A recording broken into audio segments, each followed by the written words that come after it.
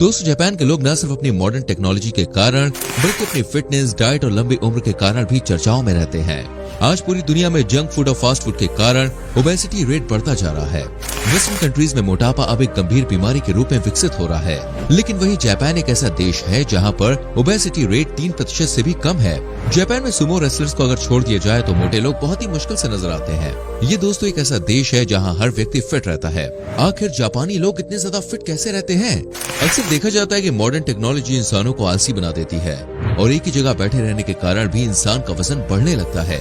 Japan दुनिया के सबसे फिट देशों में गिना जाता है। इतनी फिटनेस के कारण ही जापान के लोग सबसे ज्यादा उम्र तक जीते हैं।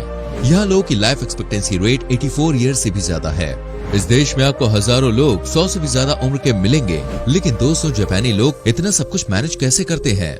वो किस तरह की दिनचर्या अपनाते हैं जिस कारण वो इतने फिट रहते हैं? और जापानी लोग आखिर मोटे क्यों नहीं होते? जानेंगे दोस्तों इन सब चीजों के बारे में आज की वीडियो में। आप बस हमारे संग बने रहिए वीडियो में एंड तक। दोस्तों, ग्रीक में एक कहावत है, abs are made in kitchen. अगर आप सोच रहे हैं कि जापानी लोग खुद को फिट रखने के लिए बहुत ज्यादा एक्सरसाइज करते हैं या फिर रोजाना जिम में घंटों पसीना बहाते हैं, तो दोस्तों ऐसा कुछ भी नहीं है।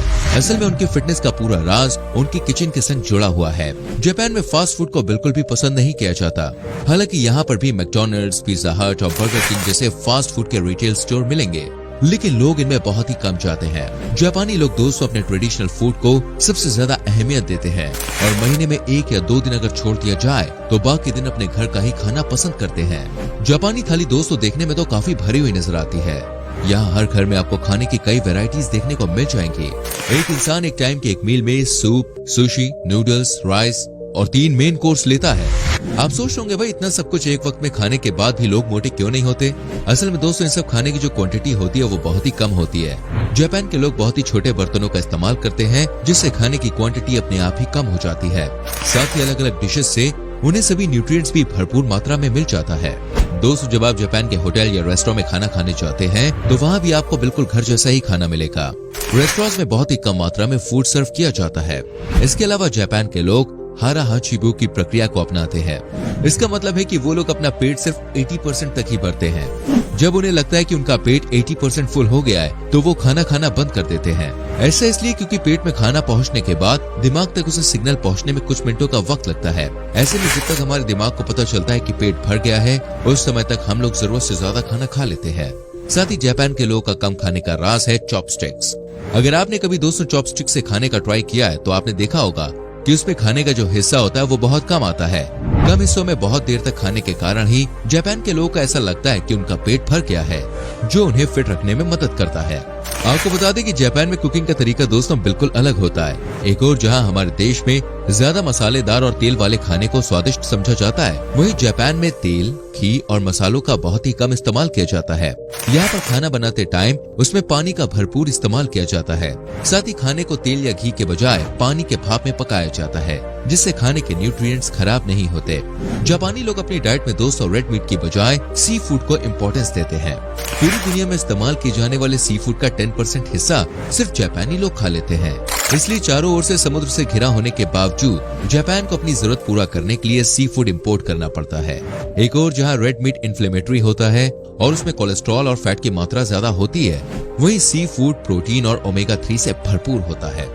साथ ही जापान के लोग डेयरी प्रोडक्ट्स का इस्तेमाल भी कम करते हैं, क्योंकि डेयरी प्रोडक्ट्स में भी फैट काफी ज्यादा होता है। हम लोग जहाँ खाने के बाद दोस्तों डेजर्ट में मिठाई खाना पसंद करते हैं, वहीं जापान के लोग डेजर्ट में हेल्दी फ्रूट्स या सुशी खाते हैं। दोस्तों, आजकल भागदौड़ भरी जिंदगी में लोगों का खाने का शेड्यूल फिक्स नहीं रहा है, लेकिन जापान में हर इंसान नियम से दिन में 3 बार की प्रॉपर मील लेता है। वो सबसे पहले सुबह 7 से 8 के बीच ब्रेकफास्ट करता है, दिन में 1 बजे के लगभग लंच करता है और शाम को 6 से 8 के बीच डिनर करता है। टाइम टेबल के अनुसार खाना खाने से डाइजेस्टिव सिस्टम सुचारू रूप से दोस्तों काम करता है। अगर जापान में लोगों को अपनी मील से अलग समय पर भूख लगती है तो वो उसमें भी जंक फूड के बजाय राइस, केक्स और क्रैकर्स खाते हैं। इसके अलावा वो प्रोबायोटिक्स, जूस और दही खाना भी पसंद करते हैं। दोस्तों, जापान के लोगों का हेल्दी रहने का एक और कारण है ग्रीन टी। ग्रीन टी में कई एंटीऑक्सीडेंट्स और कैटेकिन्स होते हैं, जो स्वास्थ्य के लिए बहुत ही ज्यादा अच्छे होते हैं। ग्रीन टी पीने से मेटाबॉलिज्म बढ़ता है, साथ ही ये वेट कंट्रोल करने और स्किन एजिंग में भी मदद करता है।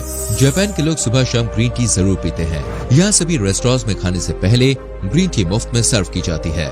ये लोग दोस्तों ग्रीन टी के इतने शौकीन होते हैं कि एक तरफ उनके आगे 56 भोग रखे होते हैं और दूसरी तरफ तो उनकी पहली पसंद ग्रीन टी ही होगी। ये एक ऐसा देश है जहाँ बड़ी संख्या में वेंडिंग मशीन्स लगी हुई हैं, लेकिन दोस्तों उन वेंडिंग मशीन से भी लोग ज्यादातर हेल्दी खाना ही खरीदना पसंद करते हैं। वेंडिंग मशीन्स के द्वारा भी सबसे ज्यादा ग्रीन टी की सेल ही जापान में होती है। खाने पीने की दोस्तों बात हो गई तो चलिए अब जापानी लोग के लाइफस्टाइल के बारे में चर्चा करते हैं। देखिए जापान में लोग इस तरह की लाइफस्टाइल जीते हैं जो उन्हें फिट और पतला रखने में हेल्प करती है। जापान में ज्यादातर लोग पब्लिक ट्रांसपोर्ट का इस्तेमाल करते हैं। ऑफिस के प्यून से लेकर डायरेक्टर और सीईओ तक हर कोई ट्रेन या बस का इस्तेमाल करता है। लोगों के पास अपनी गाड़ियां तो हैं, लेकिन उनका इस्तेमाल वो बहुत ही कम करते हैं। रोजमर्रा की जिंदगी के काम वो पैदल या फिर साइकिल से ही करना पसंद करते हैं।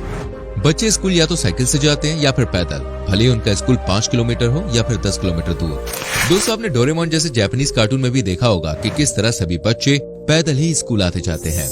जापान के लोग समय के काफी पाबंद होते हैं और यहाँ ट्रेन भी ज्यादा से ज्यादा 20 सेकंड ही लेट होती है। अपनी हेल्थ और फिटनेस को बरकरार रखने के लिए जिम के बजाय घर का काम ये लोग खुद करते हैं।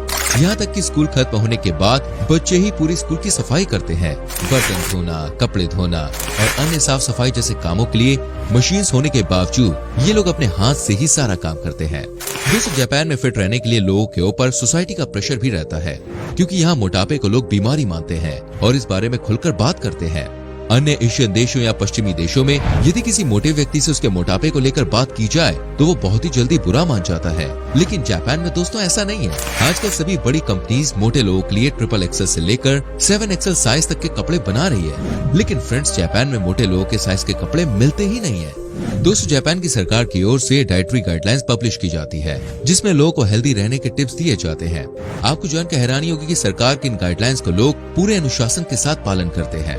इसके अलावा जापान में सरकार की ओर से देश के हर नागरिक को हर महीने फ्री हेल्थ चेकअप की सुविधा भी प्रदान की जाती है। जापान में सभी लोग साल में कम से कम 12 बार तो अपना चेकअप जरूर करवाते हैं। जापान के लोगों की फिटनेस का राज दोस्तों खुश रहना भी है। वो किसी भी बात को लेकर बहुत ज्यादा तनाव नहीं लेते, वो खुलकर अपनी जिंदगी जीते हैं। अगर आप हंसते हुए अपनी जिंदगी गुजारेंगे ना तो यकीन मानिए आधी से ज्यादा बीमारियां आपसे दूर रहेंगी। जापान में कुछ साल पहले सरकार द्वारा मेटाबो लॉ लाया गया था। ये देश में मोटापे को कम करने के लिए बनाया गया एक कानून है। इस कानून के तहत 45 से 74 साल के लोगों के लिए वेस्ट साइज की एक लिमिट तय कर दी गई है। इस एज ग्रुप के पुरुषों की वेस्ट साइज 33.5 इंचेस से ज्यादा नहीं होनी चाहिए, तो वहीं महिलाओं का वेस्ट साइज 35.4 से ज्यादा नहीं होना चाहिए। अगर किसी इंसान की कमर इस साइज लिमिट को पार करती है तो उसे फैट टैक्स का भुगतान करना पड़ता है। हमारे देश में दोस्तों अगर इस तरह का कोई कानून पास कर दिया जाए ना तो कई एनजीओ ह्यूमन राइट्स की बात करते हुए इसका विरोध शुरू कर देंगे। यही तो समस्या है दोस्तों भारत जैसे देशों की।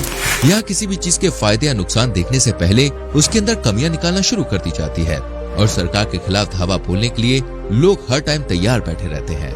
जापान के सभी स्कूल्स में बच्चों को न्यूट्रिशनल क्लासेस अटेंड करना जरूरी होता है, जिसमें उन्हें डाइट से लेकर फिटनेस तक हर चीज के बारे में बारीकी से समझाया जाता है। इसके अलावा जापान में सभी लोग कुंग-फू, कराटे, जूडो या मार्शल आर्ट्स की प्रैक्टिस जरूर करते हैं। इस तरह की एक्टिविटीज से पूरी बॉडी की अच्छी एक्सरसाइज होती है और काफी कैलोरीज भी बर्न होती है। जापान के रेडियो चैनल पर सरकार की ओर से एक शो आता है जिसे सभी घरों में सुना जाता है। उस शो में देश के नागरिकों को वर्कआउट कराया जाता है। जापान के ज्यादातर लोग रोजाना सुबह उठकर उस शो को सुनते हैं और एक्सरसाइज करते हैं। लेकिन दोस्तों हमारे देश में लोगों की लाइफस्टाइल देखते हुए ऐसा लगता है कि अगर कोई इंसान 60 साल की उम्र बिना किसी बीमारी के पार कर लेता है तो उसे ईश्वर का कोई अनमोल वरदान प्राप्त है।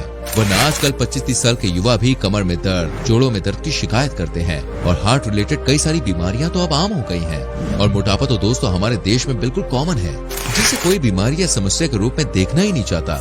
लेकिन दोस्तों अब समय आ गया है कि हमें भी मोटापे को लेकर थोड़ा गंभीर हो जाना चाहिए और जापान से कुछ सीखना चाहिए। उम्मीद करते हैं दोस्तों आपको ये वीडियो अच्छी लगी होगी। आप जान गए होंगे कि आखिर जापान के लोग इतने फिट और पतले कैसे होते हैं। वैसे दोस्तों फिट रहने के लिए आप जापानी लोगों की कौन सी टिप्स को फॉलो करना पसंद करेंगे, हमें नीचे कमेंट करके जरूर बताइए। साथ ही इस वीडियो को अपने फैमिली मेंबर्स के संग, दोस्तों के संग शेयर कीजिए। मिलते हैं फ्रेंड्स अगली वीडियो में। अपना बहुत ख्याल रखिए। Bye bye, take care.